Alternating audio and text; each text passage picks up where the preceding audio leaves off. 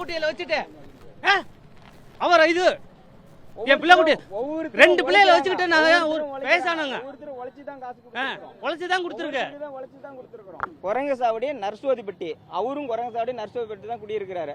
லோக்கல்ல கொஞ்சம் வசதி வாய்ப்பா இருக்கிறாரு. இவர்கிட்ட போட்டா நாணயமா கொடுத்துருவாருங்கிற நம்பிக்கையில தான் மக்கள் போட்டாங்க, நாங்களும் போட்டோம்.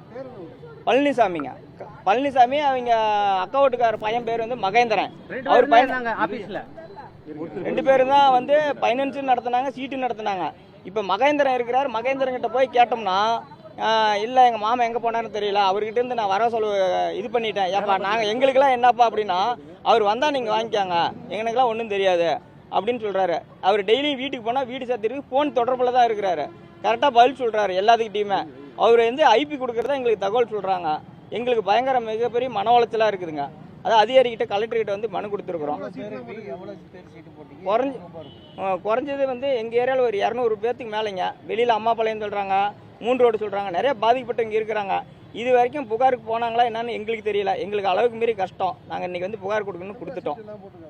இதை நாளைக்கு வந்து அதிகாரிங்க வந்து ஏப்பா இவ்வளோ மோசடி நடந்து இது வரைக்கும் ஏப்பா அமைதியாக இருந்தீங்க, அவர் ஆளே இல்லைன்னு சொல்லி கேட்டாங்கன்னா என்ன பண்ணுறேன்னு சொல்லி தான் எங்களுக்கு ரெக்கார்டுக்கோசரம் இப்போ வந்து ஃபோனில் தான் தொடர்பு. ஆள் இல்லைங்க, ஆள் இல்லை. ஃபோனில் வந்து தெளிவாக சொல்கிறாரு, உங்கள் பணத்தை ஏமாற்ற மாட்டேன், கொடுத்துருவேன் அப்படின்னு சொல்கிறாரு. சொத்தெல்லாம் இருக்குது, நான் விற்று தந்துறேங்கிறாரு. ஆனால் நாங்கள் விசாரித்ததில் வந்து பேங்க்லேருந்து வந்து அவர் நகையெல்லாம் திருப்பினதே எங்களுக்கு ஒரு தகவல் ரெக்கார்டுக்கு எல்லாம்.